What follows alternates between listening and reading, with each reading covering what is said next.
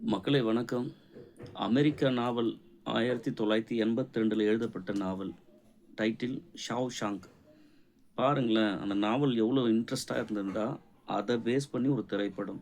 அந்த படத்தின் பேரும் ஷாவ்ஷாங்க் ரிடெம்ப்ஷன். 1994ல வந்த திரைப்படம். 32 வருஷத்துக்கு மேல ஆகுது. ஸ்டில் நவ் யூடியூப்ல இது பேசுபொருளாவே இருக்கு இந்த திரைப்படம். இந்த திரைப்படத்திலருந்து நீங்க என்ன எடுத்துக்கலாம் அப்படின்னு சொன்னா, நம்பிக்கை, நட்பு, அ இதெல்லாம் நீங்க எடுத்துக்கலாம். கம்யூனிகேஷனுக்கு எதுவுமே பெருசா அந்த மொபைல்லாம் இல்லாத ஒரு காலகட்டம் தான் அந்த படத்தில அப்படிதான் காமிச்சிருப்பாங்க. பெரிய அளவுக்கு கிடையாது. இந்த இந்த ஃபோன்லாம் இருக்கும். லேண்ட்லைன் ஃபோன்லாம் இருக்கும். மத்தபடி தனியா ஒரு மொபைல் யூஸ் பண்ற மாரி, இண்டிவிஜுவல் அந்த மாரி விஷயங்கள்லாம் காட்டப்படல. அ ஒரு 20 வருஷம், 30 வருஷத்துக்கு மேல ஜெயில்லயே இருக்கிறவங்களுடைய மனநிலை என்னவா இருக்கும்னு அந்த திரைப்படம் அப்படியே பேசியிருக்கு. உங்களுக்கு சிம்பிளா சொல்லணும் அப்படின்னு சொன்னா, ஒரு பெரிய ஆயுள் தண்டனைய அனுபவிச்ச ஒருத்தர ரிலீஸ் பண்ணுவாங்க. ஒரு 40 வருஷம், 50 வருஷத்துக்கு மேல இருந்தவர வெளிய அனுப்புவாங்க. அவரு வெளிய போயிட்டு பொதுமக்களோட சேர்ந்து வாழ முடியல. தனிமை, யாருமே இல்ல அவருக்கு. சூசைட் பண்ணி செத்து போயிடுறாரு. ஜெயில்ல இருக்கிறவர்லாம் நல்லா இருந்தாரு. ஜெயில்ல வந்து அ ஏன் என்ன வெளிய அனுப்புறீங்கன்னு சொல்லி அங்க ஃபைட்லாம் பண்றாரு. நான் உள்ள தான் இருக்கணும்னு. யோசிச்சு பாருங்களேன். சிறையாக இருந்தாலும், அங்க ஒரு வாழ்க்கையில அதுக்கு பழகிட்டான். இன்னொன்னு எனக்கு புடிச்ச விஷயம் வந்து, அந்த சிறையில இருக்கக்கூடிய சிறைவாசிகளுடைய ட்ரெஸ்ஸிங் வந்து, இங்க தான் நம்ம ஜீன்ஸ் சட்டை, ஜீன்ஸ் ஃபேண்ட் போடுறது எவ்வளோ ஒரு ஸ்டைலா நம்மளுக்கு அது எப்படி தோணுது? அங்க யூனிஃபார்மே அதான். அந்த ஜெயில்ல இருக்கக்கூடிய யூனிஃபார்ம் அதான். அப்புறம் அவங்களுக்கு அந்த ஃபுட்டுலாம் வந்து ரொம்ப தரம் இல்லாத ஒரு உணவுன்றத என்னதான் வந்து டேபிள்ல அந்த லஞ்ச் டைம் கரெக்ட்டா எல்லாரும் அந்த சிறைவாசிகள் அச்சடிச்ச சோறு இது மாரி சாப்பிடும்பொழுது, சாப்பாடு சூப்பரா இருக்கும்னு நம்ம நெனைக்கும்பொழுது, அதில ஒரு சீன காமிச்சிருப்பாங்க. அந்த சாப்பாட்ல ஒரு புழு இருக்கும். அத அப்படி எடுத்து பார்ப்பான் அந்த கதாநாயகன். இப்ப பக்கத்துல இருக்கிற அந்த லைப்ரரியன் சிறைவாசி கேட்பாரு, "நீ அத சாப்பிட போறியா?"ன்னுவாரு. இந்த ஆங்கில படத்துக்கு வாய்ஸ் குடுப்பாங்கல்ல, அது செம்ம சிரிப்பா இருக்கும். அதில பட்டாபிலாம் வாய்ஸ் குடுத்திருப்பாரு. "நீ அத சாப்பிட போறியா?" அப்படின்னு கேட்பாரு. இவன் ஒரு மாரி அருவருப்பா அந்த புழு, "எனக்கு அத தரியா?" அப்படின்னுவாரு அந்த தாத்தா. அத கையிலேருந்து புடுங்கிட்டு, அந்த தாத்தா இப்படி பார்த்துட்டே இருப்பாரு. அந்த தாத்தாவுடைய கோட்டுலேருந்து ஒண்ணு அந்த கோட் அது ஒரு பிளேசர் போட்டிருப்பாரு லைப்ரரியன்ல. டக்குன்னு அந்த கோட் பாக்கெட்ல இருந்து ஒரு பறவை வந்து அந்த புழுவ சாப்பிட்டுட்டு மறுபடியும் அந்த பாக்கெட் உள்ளேயே இருக்கும். அந்த சீன் வந்து இன்னும்லாம் அதிர்ச்சியா இருக்கும். ஃபர்ஸ்ட் டைம் பார்க்கும்போது. ஏன்னா நம்ம எதிர்பார்க்க மாட்டோம்ல. அவரு அது அந்த பறவை வந்து கீழ விழுந்து கால் உடைஞ்ச பறவை. அதனால அவரு தன்னுடைய பையிலேயே வச்சுட்டு ஒரு வித்தியாசமான கதாபாத்திரம்லாம் இந்த படத்துல காமிச்சிருப்பாங்க. அவரு அந்த பறவைய நேசிக்கிற காட்சி. இந்த கதாநாயகன் வந்து செய்யப்படாத கொலைக்காக தண்டனை அனுபவிச்சுட்டு இருப்பாரு. இவருடைய வெளி உலக வாழ்க்கை என்னன்னு பார்த்தீங்கன்னா, ஒரு பேங்க் அதிகாரி. ஒரு நல்ல ஒரு டீசென்ட்டான வேலை, நல்ல ஊதியம்.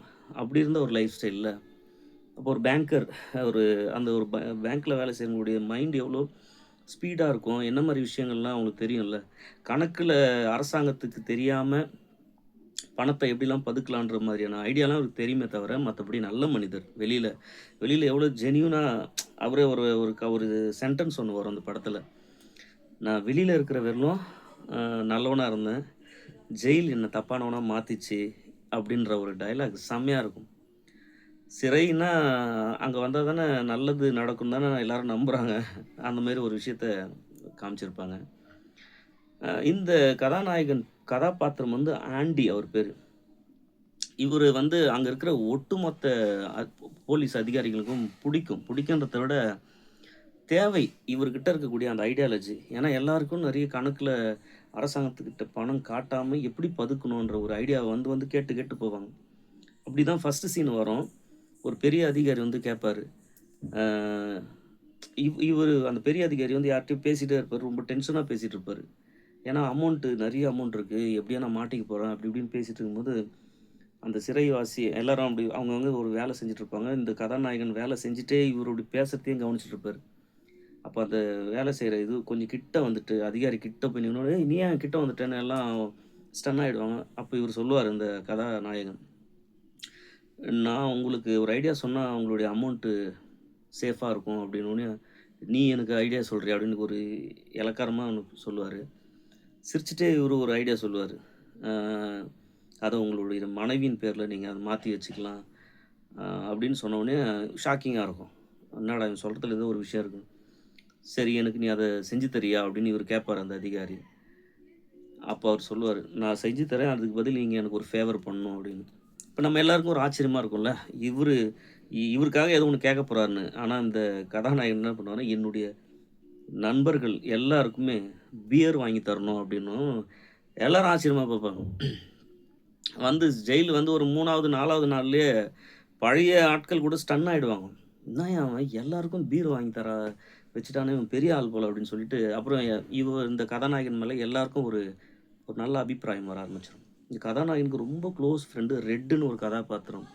ஆளு ஒரு கருப்பினத்தை சார்ந்தவர், நல்லா திடகாத்திரமான ஆளு. ரொம்ப நாள் அங்க ஜெயில்ல இருந்தவர்.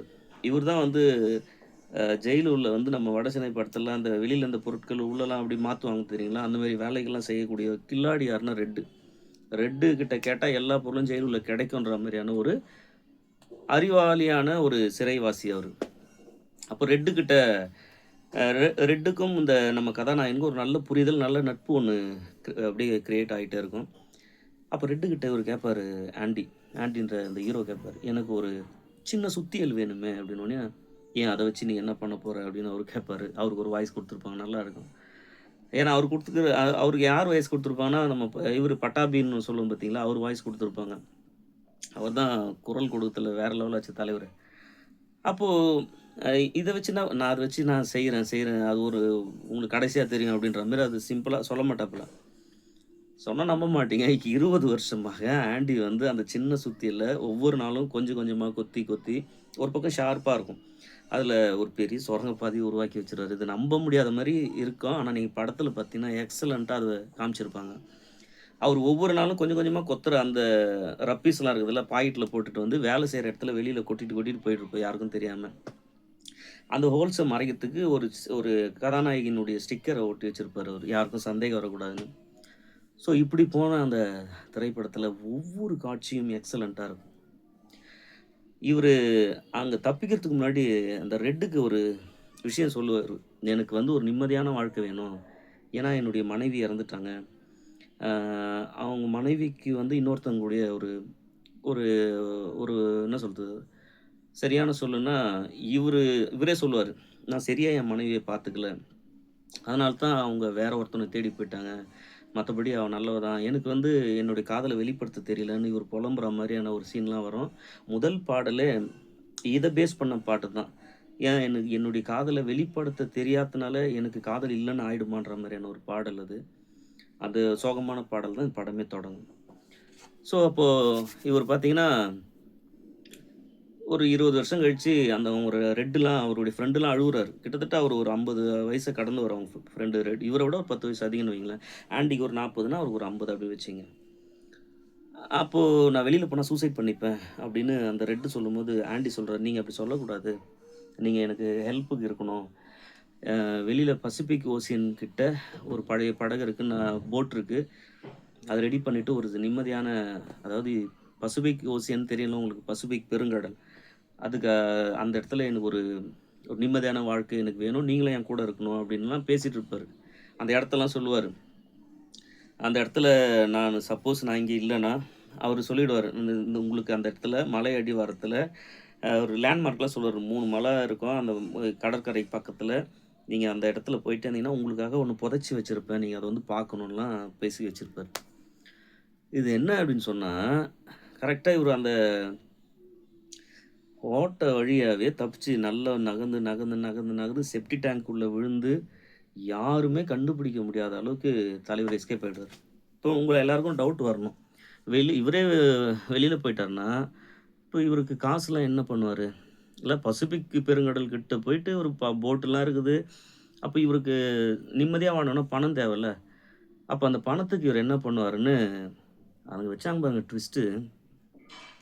இவரு அந்த அதிகாரிங்களுக்கு பணத்த பதுக்கறதுக்குலாம் சொல்லிக் குடுப்பாரு பார்த்தீங்களா? அப்ப கற்பனையா ஒரு கதாபாத்திரத்த இவரே உருவாக்கி, அந்த கதாபாத்திரத்துக்கான இவருடைய சைன கிரியேட் பண்ணி, இந்த அதிகாரிகளுடைய மொத்த அமௌண்ட்டயும் அந்த அக்கவுண்ட்ல போட்டு பெரிய அமௌண்ட் வந்துரும். தலைவர் நேரா போய் பேங்க்ல போயிட்டு வெளியில தப்பிச்சு போயி, அந்த செக் எழுதி ஒரே செக்ல அவ்வளோ பெரிய அமௌண்ட் அது சொல்ல முடியாத பெரிய தொகை. எடுத்துட்டு எஸ்கேப் ஆயிடுவாரு. இந்த விஷயம் தெரிஞ்சு அந்த ஜெயில்ல இருக்கக்கூடிய அந்த அவங்க ஃப்ரெண்டு ரெட்டு வந்து கலக்கிட்டான் ஆண்டின்னு அந்த ஜெயிலே அவர பத்தி பெருமையா பேசிட்டு இருக்கும். அதுக்கேத்த மாரி இவரு போயிட்டா அவரு வேலைய சந்தோஷமா இருப்பாரு அவரு தலைவரு. ரெட்டுக்கு வந்து ரிலீஸ் பண்ணிடுவாங்க. அவரோட தண்டனை முடிஞ்சிருச்சு. இவரு சொன்ன அதே இடத்துக்கு போய் போய் பார்ப்பாரு. அந்த இடத்துல ஒரு இது புதைச்சிருக்கும். அத எடுத்து அந்த ஒரு அமௌண்ட் உங்களுக்கு பஸ்ஸுக்கு காசு வச்சிருக்கேன் இதுல. நான் எந்த இடம் சொன்னேன்னு உங்களுக்கு நல்லா தெரியும். நீங்க அங்க வாங்க அப்படின்னு. ஏன்னா, ஒரு வேள வேற யாராவது எடுத்து, நானு இந்த இடத்துல இருக்கிறேன். நீ வந்து என்ன பாருன்னு சொன்னா போலீஸ் கூட புடிச்சுருவாங்க. எவ்வளோ கிளவரா வச்சிருக்காங்க பாரு. இப்படி போகும் அந்த திரைப்படம். எக்ஸலன்ட்டான படங்க. அ அந்த ஆண்டின்ற மனுஷன் அ ஒரு இளைஞன் ஒருத்தன் வருவான் ஜெயில்ல. அவன படிக்க வைப்பான். அவன படிக்க வச்சு ஜெயில்லயே எக்ஸாம் எழுத வைப்பான். அவன் அ இவன் வந்து ஆண்டி கொலை செய்யலன்ற விஷயத்த அந்த சின்ன பையனுக்கு தெரியும். ஏன்னா, வெளியில வேற ஒரு கைதிகிட்ட பேசியிருப்பான். அந்த கைதி ஏற்கனவே செஞ்ச கொலைய வந்து இந்த சின்ன பையன்ட்ட பேசியிருப்பான். இத ஆண்டி கிட்ட சொன்னோனே, "ஆண்டி இந்த கொலைக்காக தானே என்ன கைது பண்ணாங்க. அப்போ இந்த உண்மைய நீ ஜெயிலர்ட்ட சொன்னா என்ன விட்டுருவாங்கன்னு" இவன் நம்பிக்கையில போய் ஜெயிலர்ட்ட சொல்லுவான் பாருங்க. அவங்கலாம் ஜெயிலர்லாம் வந்து இந்த ஆண்டி கிட்டேருந்து நெறைய சோர்ஸ் வந்து, "இவனால நம்மளுக்கு நெறைய நல்லது நடக்குதுல்ல. இவன வெளிய அனுப்பக்கூடாதுன்றதுக்காக" அந்த சின்ன பையன ஜெயில்லயே சுட்டுருவாங்க. இது ஆண்டிக்கு தெரிய வந்துரும். அப்புறம் அந்த ஜெயில்ல வந்து அந்த இருட்டறை அ பனிஷ்மென்ட்ன்னு ஒண்ணு இருக்கு. அதெல்லாம் குடுப்பாங்க மாசக்கணக்குல. கிட்டத்தட்ட அந்த நாவல நம்ம நேர்ல படிச்ச மாதிரியான ஒரு உணர்வ இந்த திரைப்படம் குடுக்குது. ஷாவ்ஷாங்க் ரிடெம்ப்ஷன்ற படத்த மக்களே நீங்க பாருங்க. இதுல ஒரு விஷயம் பேசியிருப்பாங்க. ஜெர்மன் மியூசிக் ஒண்ணு இருக்கும். அந்த மியூசிக்குடைய மீனிங் வந்து ஃப்ரீடம். அப்புறம் வந்து இந்த கருப்பின, அப்புறம் வந்து அந்த என்ன சொல்றது, அந்த கருப்பு, வெள்ளன்ற 2 ஃப்ரெண்ட் வச்சிருப்பாங்க. ஆண்டின்ற அந்த கதாநாயகன் அவர் ஒரு ஆங்கிலேயர் அவரு. இவரு வந்து ஒரு கருப்பினத்தை சார்ந்தவர் ரெட்ன்ற ஃப்ரெண்ட். 2 பேரும் திக்கெஸ்ட் ஃப்ரெண்டா இருப்பாங்க. ஸோ இந்த ஒரு திரைப்படமே நம்பிக்கை, அப்புறம் வந்து நம்ம எல்லாருமே ஒருத்தவங்க தான். ஜெயில்ல இருக்கிறவங்களுக்கும் ஒரு வாழ்க்கை இருக்கு. அவங்களுடைய கொடுமைகள்ல அந்த ஃபுட் சரியில்லன்ற விஷயம் பேசுறது, அப்புறம் கொடூரமான ஜெயிலர்கள்லாம் எப்படி இருக்கிறாங்கன்னு, ஒட்டு மொத்தமா இந்த உலகத்துல இருக்கக்கூடிய அ அதாவது நம்ம இந்தியாவ கடந்து சிறைனா என்ன அப்படின்ற ஒரு விஷயத்த தெரிஞ்சுக்கணும்னு நினைக்கிறவங்க இந்த படத்த பாருங்க. ஒரு மீண்டும் அழுத்தமா சொல்றேன். Excellent movie. Shawshank Redemption. உங்ககிட்ட இத பத்தி நான் பேசணும்னு நெனச்சேன், பேசிட்டேன். நன்றி மக்களே! அப்புறம் வந்து ஆதிச்சநல்லூர் அ அந்த அகழாய்வு அதுக்கு காரணமானவர் ஒரு ஜெர்மன் நாட்டுக்காரு. இந்த ஷாவ்ஷாங்க் படத்துல வரக்கூடிய சுதந்திரத்துக்கான இசை, ஜெர்மன் இசை. ஜெர்மன் மக்கள் மேல நம்ம கொஞ்சம் கவனம் செலுத்த வேண்டியிருக்கு. அ நன்றி மக்களே! வணக்கம்.